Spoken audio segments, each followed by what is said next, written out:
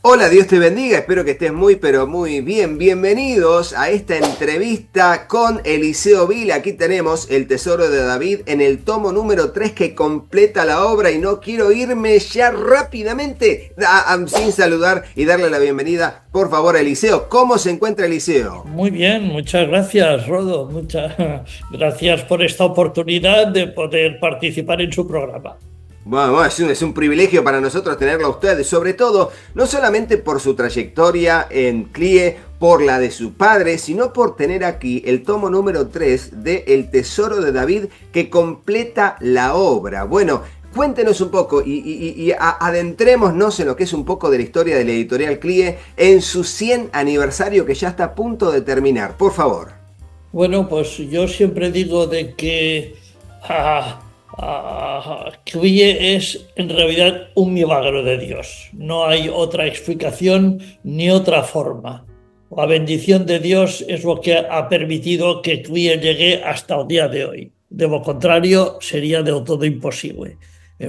Que una pequeña editorial, iniciada en solitario por un hombre hace 100 años con un sueño, que era el de que los pastores, los líderes, los estudiantes, el pueblo general de habla cristiana pudiera disponer de la misma riqueza de herramientas para el estudio de la palabra que él había descubierto en las bibliotecas de Spurgeon y de Preachers College en Londres, y inició esta editorial en el año 1924 con la publicación de un pequeño libro, un libro que él escribió titulado A las fuentes del cristianismo. Que este sueño haya podido superar 2 dictaduras en España, 40 años de intolerancia y persecución y diversas crisis económicas, yo sinceramente, si no es la bendición de Dios y un milagro que la mano de Dios ha estado encima en todo momento, no tiene otra explicación. Yo creo que en realidad cuando hablamos de los 100 años de CLIE, de lo que estamos hablando es de un milagro de Dios.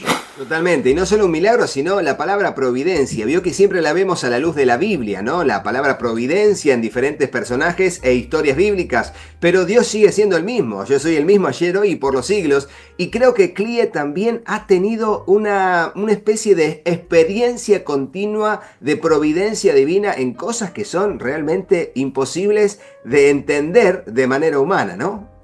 Eso es indiscutible, porque a ver, mire, yo me pondré como ejemplo, mi madre me contaba de que cuando yo nací 20 años después que se fundó CLIE, en 1944. La situación todavía era más difícil que cuando CLIE se inició, porque CLIE se inició en una dictadura, la dictadura de Primo de Rivera, después del rey Alfonso XIII, pero cuando yo nací acababa de terminar la guerra civil en España y empezaba la dictadura del general Franco, con la que la situación de los protestantes en España quedó dificilísima, y los estertores finales de la Segunda Guerra Mundial. La situación en España para los protestantes era terrible. Los templos estaban cerrados, se había fusilado un montón de pastores, pero mi papá seguía con CLIE adelante, con una ciclostil, publicando el sermón del correo, como fuera, con impresores amigos, imprimiendo de noche, escondiendo los libros en casas de creyentes, escondiendo las planchas. Mi mamá me contaba, yo nací en el año 1944, que mi cuna tenía un doble fondo.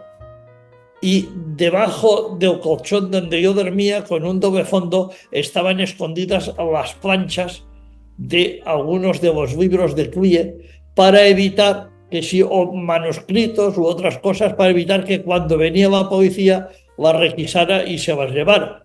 Porque yo dormía encima de la cama, tenía el colchón y la policía, como también, hacía el trabajo de mala gana.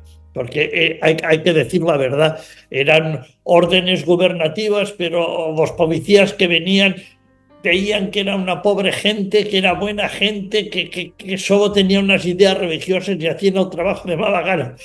Me contaba mi madre que cuando me veían a mí durmiendo en la cuna decían, bueno, es igual, no hace falta que despierte al niño, ya está, deje, aquí no hay nada. Y debajo de donde yo dormía estaban las planchas. Esta es en realidad la situación en la que CUIE se desarrolló desde desde prácticamente su fundación hasta en los años 70-80. Eliseo, y otra de las cosas que quería preguntarle, tiene que ver con, digamos, el paso del liderazgo una vez que su padre deja ya la editorial y viene como ante usted y un grupo de personas la responsabilidad de llevar adelante la tremenda editorial CLIE, ya crecida, ya avanzado, ya con mayor libertad, y a eso le llamamos legado, ¿no? Lo que viene, la carga que viene desde la anterior generación a esta. ¿Cómo podría definir el legado de Samuel, su padre, Samuel Vila? Yo diría que si lo tuviera que resumir en una palabra, el legado de mi padre lo resumiría en la palabra tenacidad, una capacidad para luchar contra viento y marea. Pero yo más que una palabra la resumiría quizás en un versículo que mi padre siempre me mencionaba, ya sea de 1 Timoteo 1:12. Decía, yo sé en quién he creído y estoy seguro que es poderoso para guardar mi depósito para aquel día. Esto es lo que aguantaba este versículo, fue el soporte de la tenacidad. Y además de esto, añadiría una frase que precisamente es una de las pocas frases que tenemos grabadas de él en viva voz, en un homenaje que se hizo en Tarrasa en los años 80, y él la citaba diciendo que había recibido de su padre: haz aquello que quisieras haber hecho cuando mueras. Este fue el ideal en la vida de mi padre. Era un hombre que tenía una fe, estaba convencido absolutamente de la veracidad en lo que había creído y estaba dispuesto a dar la vida por él. Yo recuerdo con mucho cariño como mi padre me citaba siempre la anécdota de Justino Marte cuando fue llevado ante el gobernador romano que lo tenía que sentenciar a muerte. Y había sido como filósofo su propio tutor y el gobernador romano no podía entender que Justino hubiera cambiado de idea de esta manera y pensaba que se había vuelto loco y me preguntó, pero vamos a ver, Justino, ¿tú realmente crees de que si yo ahora te mando cortar la cabeza, tú vas a ir a un sitio donde me llamáis ciego y allí te vas a encontrar con este Jesús que fue crucificado y allí vas a vivir en gloria? ¿Tú supones realmente que eso es verdad? Y Justino contestó, no lo supongo, lo sé y estoy absolutamente convencido de ello. Esta era la fe de mi padre. Una fe viva que se retroalimentaba constantemente y a la vez le daba valentía para seguir avanzando, ¿no? Seguir avanzando. Y esos fueron los materiales que tuvo CLIE a lo largo de la historia. Uno puede ver en el canal de YouTube, de hecho le digo a la gente que hay varios videos de la historia de CLIE, testimonios, entrevistas que tienen allí que se los recomiendo que puedan ir a verlo. Pero ahora Eliseo quiere preguntarle en cuanto a esto, las necesidades que cubre CLIE, porque a mí lo que más me impacta es que es una, digamos, editorial que no es solamente de un corte, digamos, teológico o de una línea de interpretación, sino que abarca muchas cantidades de necesidades de varias denominaciones, ¿no? ¿Cómo han cambiado a lo largo de la historia, desde la fundación hasta ahora? ¿Cómo percibe usted que ha cambiado las necesidades de la iglesia hoy con respecto a materiales cristianos? CLIE no es una empresa particular. CLIE no es un patrimonio de la familia Viu. CLIE es una entidad religiosa registrada en España y que está regida por una junta rectora en la que están representadas las principales denominaciones establecidas en España. Yo siempre pongo como ejemplo que cuando se reúne la junta rectora de CLIE, yo tengo a la derecha el obispo de la Iglesia Anglicana, buen amigo, Carlos López, y a la izquierda tengo un expresidente de las Asambleas de Dios, José María Baena. Y en la mesa están representadas los bautistas, presbiterianos, asambleas de hermanos, están representadas distintas denominaciones. Y siempre, oye, mi padre ya la fundó con esta idea interdenominacional. Y creo que eso venía ya de mi propio abuelo, porque cuando mi padre regresó de estudiar en el colegio de Spurgeon, y expresó a mi abuelo que quería iniciar obra en España, fundar iglesias y quería fundar la editorial, recabó recursos, pero y mi abuelo le dijo, porque mi familia ya venía de una iglesia, ya era protestante, fue una de las pocas familias que aceptó el cristianismo evangélico, en España llamado protestantismo, en lo que se llamó Segunda Reforma a mitad del siglo XIX. En Rubí, los misioneros metodistas fundaron un colegio y ya mi padre y mis abuelos fueron ya educados en ese colegio metodista. Y mi padre tenía la idea de que quería fundar iglesias, quería fundar una iglesia, y mi abuelo me dijo, mira, aquí en la población donde estamos no, porque ya hay una iglesia metodista. Y fundar una iglesia bautista, como yo había aprendido en el colegio de Spurgeon, sería un mal testimonio para la ciudad. Yo te voy a dar los recursos necesarios de la familia, una familia de ascendencia judía, una familia con bastantes recursos económicos, y mi padre solicitó recursos de la familia para fundar una iglesia y dijo, yo te voy a facilitar los recursos, pero ves a fundar la iglesia en otra población, porque aquí sería un mal testimonio. Este es el concepto interdenominacional que mi familia ha tenido, parte de mi familia es metodista, parte bautista, ha tenido desde sus orígenes, y esta ha sido la idea de CLIE desde sus orígenes, un concepto interdenominacional. Servimos a un solo Señor, una sola fe, un solo bautismo. Esta ha sido la idea de CLIE desde su fundación, y este es la idea que mantiene la Junta Rectora en la actualidad. Excelente, mejor que nada es la comunión con temor de Dios y respeto del otro, ¿no? Creo que está muy bueno. Aquí tenemos, Eliseo, el tesoro de David, aquí lo tenemos en el tomo 3, y ya con esto se completa la obra. Yo creo que usted cuando terminó lo último y ya mandó todo el archivo a revisión y todo, dijo, Señor, he acabado la carrera. Como decía el apóstol Pablo, ¿no? De tanto trabajo usted, su hija Ana, bueno, allí dándole. Dígame qué dificultades, si es que encontró dificultades, tuvo al tener que traducir en principio la obra del original en inglés de Charles Spurgeon al castellano, más allá de que se le agregaron muchas cosas que enriquecen más la obra. Como traductor, le digo.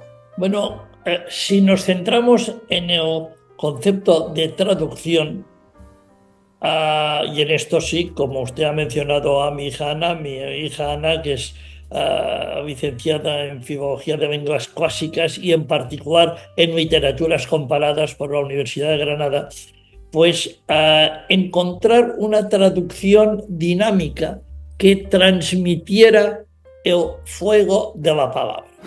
Es decir, Spurgeon es llamado el príncipe de los predicadores, pero era el príncipe de los predicadores en inglés. Conseguir de que Spurgeon suene en español, lo mismo que sonaba a los oídos de sus oyentes en el siglo XIX en inglés, suene a los lectores del siglo XXI, esto puedo decirle que realmente es un reto de traducción, porque el inglés del siglo XIX es distinto del inglés actual. Y además, como usted sabe, Spurgeon no solo puso sus propios comentarios a los salmos, sino que fue transcribiendo, buscando en todas las grandes bibliotecas de Londres todo aquello que encontró que él consideró relevante sobre los salmos, y lo fue transcribiendo junto con sus comentarios en el Tesoro de David, desde su época, desde el siglo XIX hasta los padres de la Iglesia. Entonces, poder unificar eso en una sola traducción dinámica que llegue, que transmita el fuego, como digo, el fuego de la palabra, me gusta decir, que transmita como Spurgeon, como los predicadores puritanos, como reformadores, como Agustín, y llegue al corazón del lector, eso ha sido un reto. Yo siempre digo de que la traducción del Tesoro de David no es una traducción literal. Una traducción literal sería farragosa, imposible de leer. Lo que sí puedo garantizar es que hemos respetado absolutamente el pensamiento de cada autor, pero hemos hecho una traducción dinámica al español para que esta forma de pensar del autor llegue realmente al lector español en su propio idioma. Lo mejor, siempre es lo mejor. De hecho, les digo, vieron en otra área, que es la rama de la música, no es lo mismo escuchar una canción que fue hecha en inglés, escuchar una traducción. No sé si a usted le pasa que te da esa sensación de incómodo, ¿no?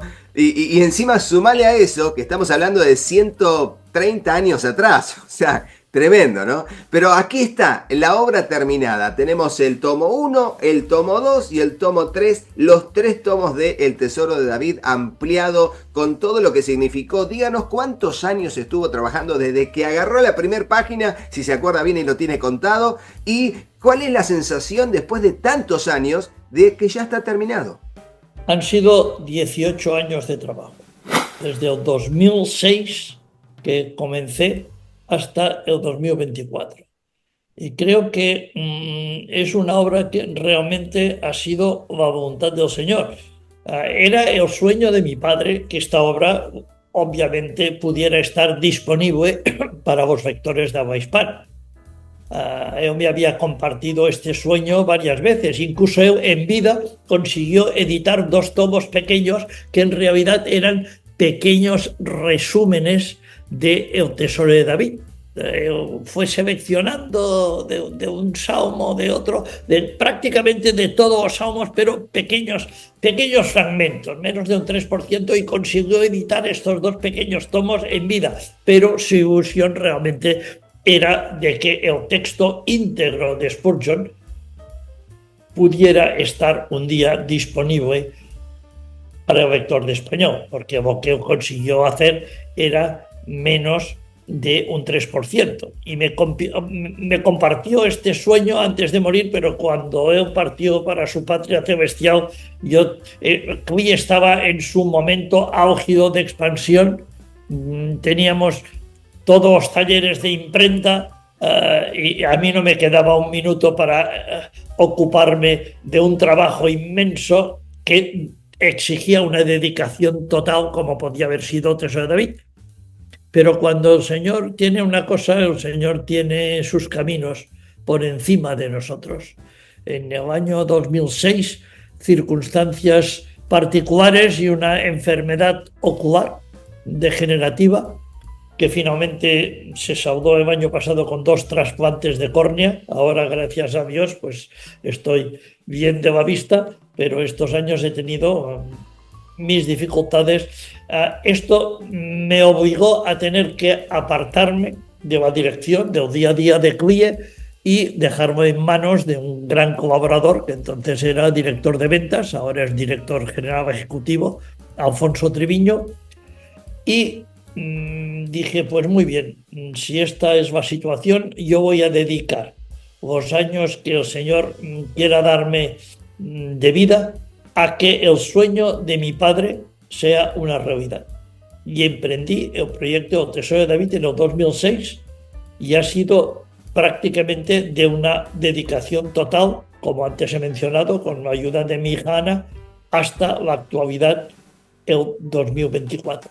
Esto ha sido que, con la obra terminada, ¿qué puedo decir? Pues lo mismo que dijo Spurgeon. Spurgeon estuvo 20 años en escribir sus comentarios y en seleccionar la inmensa labor de selección que hizo de transcripción de otros comentaristas. Y cuando terminó, dijo en el prólogo, en el año 1885, dijo: ya la obra colosal está terminada, ahora lo único que espero es que sea de utilidad para mis colegas en el ministerio. Yo digo exactamente lo mismo. Después de 18 años de trabajo, ya la obra colosal está terminada. Lo único que espero es que los pastores y los líderes en el mundo hispano la descubran y va a ser realmente de bendición y de utilidad en su ministerio. De bendición y de utilidad, ¿no? Que tiene que ver con poder tener un material que nos ayude a, primero, leer la Biblia a través del material. Segundo, poder entender la Biblia, no solamente los salmos, sino, como dice allí, entender toda la Biblia a la luz de los salmos, ¿no? Y un poco queremos que nos hable de esto. ¿Cuál es el aporte? Porque uno dice, bueno, el tesoro de David, los salmos, que escribió los salmos. Sin embargo, háblenos un poquito acerca de esto, porque es como una excusa de ir a través de los salmos a entender toda la Biblia. De hecho, cuando uno ve el índice de los pasajes bíblicos, hay muchísimos pasajes de toda la Biblia en las páginas de estos tomos. Por favor. Bueno, la aportación que hemos hecho en la edición española son muchas, podría decir son muchas. En primer lugar, la edición española, para empezar, la versión original inglés solamente tiene una sola versión de la Biblia, la King James. En la versión española tenemos, en el primer tomo pusimos 4, en el segundo ya pusimos 7, y en algunos pasajes, algunos salmos, como el Salmo 69, los salmos complejos, está el texto griego, está el texto hebreo masorético, está el texto de la Vulgata latina y está incluso en algunos salmos el texto de la Biblia de Ferrara, en aquellos salmos y pasajes que por diferencias entre la versión griega y el texto masorético, el texto se hace oscuro y es necesario. Yo creo que es muy importante que el lector pueda comparar en distintas versiones. El texto hebreo es extremadamente complejo, a veces se presta a distintas interpretaciones y es muy importante que el lector tenga las distintas versiones españolas para poder comparar. Pero es que, además de esto, hemos añadido notas explicativas. Hay muchos pasajes de autores del siglo XIX, XVIII, XVII que hacen referencias históricas, referencias a hechos, a lugares que el lector no podría entender si no se pusiera al pie una nota explicativa explicando esto, qué quiere decir. A veces un refrán inglés, yo a veces me gusta citar el hecho, cita la palabra, esto parece Bedlam. Bueno, ¿y Bedlam qué es? Bueno, pues Bedlam era el gran manicomio que había montado en Londres, donde llevaban a toda la gente que tenía problemas de salud. Cosas así, si no se explican, son incomprensibles. Hemos actualizado el texto con comentaristas del siglo XX, como Francisco Bacueva, José María Martínez, Joachim Kraus, presbiteriano, o Luis Alonso Checker, que para mí es uno de los grandes especialistas en los salmos. Esto en cuanto al texto. Hemos respetado el texto íntegro de Spurgeon y todo el texto de otros autores que él transcribió está íntegro en el cuerpo del texto. Todo lo que nosotros hemos añadido ha sido mediante notas al pie. Pero hay algunos lugares donde las notas al pie son casi tan extensas como el propio texto de Spurgeon, por los comentarios y autores que hemos añadido del siglo XX para actualizarlo. Esto, diríamos, es el texto del libro. Además, también hemos citado las fuentes de Spurgeon. Spurgeon no citaba las fuentes de nacimiento, o las fechas de nacimiento o de defunción de cada autor, porque algunos de ellos eran contemporáneos, solo citaba a los más antiguos, y tampoco la obra de procedencia del texto que él transcribía. Nosotros hemos citado las fechas de nacimiento y de función de cada autor, y hemos citado también en inglés o en el idioma que corresponda la obra de referencia del texto que Spurgeon transcribe, porque si el lector quiere buscar esa obra actualmente accesible por internet, muchas de ellas, y quiere ampliar en el texto, puede hacerlo tranquilamente. Pero quizás lo más importante que hemos añadido está al final de la obra, que en el tomo 3 es la totalidad de los 3 tomos, son la batería de índices que hemos llamado mapas del tesoro. Ahí está cómo sacar partido realmente de esta obra y convertir este comentario a los Salmos en un comentario a toda la Biblia a la luz de los Salmos, que esto es lo que realmente es, porque ya en los padres de la Iglesia, Atanasio ya creía que a través de comentando los Salmos se pueda comentar toda la Biblia. Esto fue compartido por Agustín, fue compartido por los reformadores. Lutero decía que los Salmos son una Biblia en miniatura y que en realidad si no tuviéramos el resto del texto de la Biblia, solamente con los Salmos podríamos extraer el contenido, el mensaje de todo el resto de la Escritura. Spurgeon también creía esto, lo creían los puritanos, y en realidad lo que hizo Spurgeon fue comentar toda la Biblia a la luz de los Salmos, con sus comentarios y los de otros autores. Esto es lo que nosotros hemos hecho en los índices, con el índice de autores y especialmente el índice temático y el índice de citas bíblicas, que lo que hace, 30.000 citas bíblicas que enlazan cada versículo de la Biblia con un comentario donde se cita este versículo en relación a un salmo concreto. Esto es un comentario a toda la Biblia a la luz de los salmos. Estos índices no formaban parte de la edición original, pero yo considero que son la clave para la utilización de esta obra como un comentario a toda la Biblia a la luz de los salmos. Y por eso creo que es definitivo la idea de poder conseguir este tomo, sobre todo este tomo, porque tiene las herramientas que complementan los demás, ¿no? Para poder encontrar los contenidos y abordarlos de manera, digamos, ordenada, de acuerdo a la intención que uno tenga de abordar cierto pasaje de la Biblia, pero a la luz de los salmos, ¿no? Yo le pondré un ejemplo. Sí. A mí me gusta poner un ejemplo. Si usted tuviera que predicar sobre Hechos 17, el discurso de Pablo, este es el ejemplo que ponemos para explicarlo al final de la obra. Si usted tuviera que predicar sobre Hechos 17, usted como predicador buscaría información en un comentario a los Salmos, como es el Tesoro de David. Evidentemente no, buscaría un comentario al libro de los Hechos. Pues mire, yo me puedo decir de que en el Tesoro de David hay más material para comentar el capítulo 17 de Hechos y las palabras de Pablo, para ser concreto, versículo 27, en él vivimos y nos movemos y somos. Hay más material por distintos autores, desde los padres de la Iglesia hasta Spurgeon y actuales, que en ningún comentario a los salmos.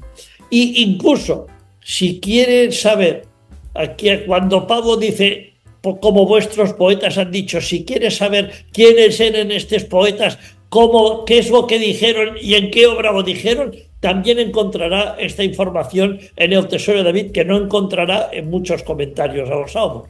Por eso me digo que el Tesoro de David aporta más material para comentar la Biblia que ningún otro comentario pueda tener. Sí, bueno, convengamos, Eliseo, que tenemos, no sé, así vamos a redondearlo, casi 7.000 páginas entre los 3 tomos. 7.500. Tremenda cantidad de información, pero realmente es un material que vale el esfuerzo adquirirlos para tenerlo en nuestras bibliotecas de recursos cristianos. Mire, como decía, la obra colosal, decía Spurgeon, ya está terminada. Ahora estoy en otra obra. Cuando estaba trabajando en el Tesoro de David, yo le decía a mi esposa, ya cuando acabe el tomo 3, puedo decir, como decía Simeón, despide, Señor, a tu siervo en paz. Y mi esposa me decía, bueno, pues no corras tanto. Pero, mire, terminado el tomo 3, el Señor me ha dado otro proyecto. porque hoy en día la gente va muy justa de tiempo y cuando les dices que el tesoro de David tiene que buscar en un índice, buscar el versículo en la página, pues he tomado el proyecto de hacer una Biblia de estudio a través de los Salmos. Es decir, desde Génesis 1.1 a Apocalipsis 22, en el principio creó Dios. En el principio creó Dios. Génesis 1.1. Salmo 102.25. Cuando tú creaste en el principio. Y debajo todos los comentarios del Tesoro de David y demás sermones de Spurgeon donde se comenta este versículo. Y así, desde Génesis 1, 2, 3, todos los versículos de la Biblia hasta Apocalipsis 22, acabando en el amén. Este es el proyecto que en estos momentos tengo en marcha. Yo creo que va a ser un proyecto monumental. Yo preveo que la Biblia de estudio va a tener 20.000 notas de estudio sobre toda la Biblia extraídas y con la ventaja de que pongo el versículo de la Biblia en negro y al lado en azul el versículo de los Salmos que enlaza con este texto de la Biblia, de forma que lo tienen enlazado directamente y gráficamente. 20.000 notas, creo que va a ser un trabajo extraordinario. No, tremendo. Biblia de estudio, el tesoro de David. No, tremendo, ¿eh? No, tremendo, se me pone la piel de gallina. No, impresionante, impresionante.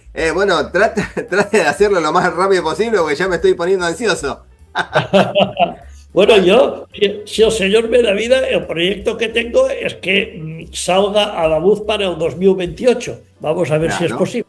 Sí, si unos 4 años de trabajo. El 29, pero yo creo que ya teniendo material, con 4 años lo puedo llevar a cabo. Excelente. Bueno, Eliseo, realmente más allá de que esto ha terminado, que es el tesoro de David, y estamos muy contentos, ya estamos llegando al final de la entrevista. Quiero pedirle que por favor pueda tomar el último minuto de esta entrevista para dar un mensaje a aquellos que son consumidores, a aquellos que son compradores de materiales de la editorial CLIE, a las nuevas generaciones que están queriendo abordar el estudio bíblico serio, centrado, con temor de Dios, con sana doctrina. Por favor. Pues yo les recomiendo lo que a mí me recomendó mi padre, que lean. Porque como me enseñó mi padre, el que lee aprende, para bien o para mal. Eso dependerá de la lectura que haya escogido. Pero el que lee aprende. Yo sé que vivimos en el mundo de las imágenes, de los YouTubes, de todo esto está muy bien. Pero esta afición excesiva a las imágenes va en detrimento del desarrollo y de la retentiva y la creatividad. Porque no es lo mismo ver imágenes que leer en las páginas de un libro. Cuando uno lee tiene que crear sus propias imágenes y esto hace que la retención sea muy superior. Podríamos hablar de eso, pero nos tomaría demasiado tiempo. No es lo mismo recibir información en imágenes que obtenerla a través de la lectura. Esto ya lo decía el apóstol Pablo en su época cuando decía a Timoteo, ocúpate en leer, y me lo dijo mi padre a mí, y yo es el consejo que les doy a todos los que vean este programa. Lean, porque el que lee, aprende. Para conseguir este tercer tomo, o el tomo 1 o el tomo 2, pueden comunicarse conmigo al número que figura en pantalla y voy a estar aquí para servirles con responsabilidad. También recordándoles que estamos haciendo envíos por DHL, llegando en tiempo y forma de manera responsable a todo el mundo. Recuerden también que voy a dejar los links de compra en Amazon asociados, para aquellos que lo compran por ese medio, en la descripción del video o en el comentario fijado. También, si hacen las compras por medio de estos sitios web que están aquí, todos estos, está el cupón de descuento activo con Rodo para que puedas utilizarlo en tu compra antes de hacer el pago. Pon el cupón de descuento y aprovéchalo, y así bendices a nuestra familia y al trabajo en el canal y tienes un descuento en tu compra. Asimismo, también le damos gracias a todos los miembros colaboradores del canal que se van sumando a poder hacer un aporte a través de la aplicación de YouTube para bendecir nuestro trabajo y a nuestra familia. Y así les digo que será hasta el próximo video, pero no te vayas de este sin hacerle caso a mis hijos. Hola, yo soy Katy. Si te gustó el video, ponle me gusta y déjanos un comentario. Hola, yo soy Juanpi. Suscríbete al canal y activa la campanita y acordate de compartirlo con tus amigos. ¡Que Dios los bendiga muchísimo! y hasta el próximo video. ¡Chao, chao!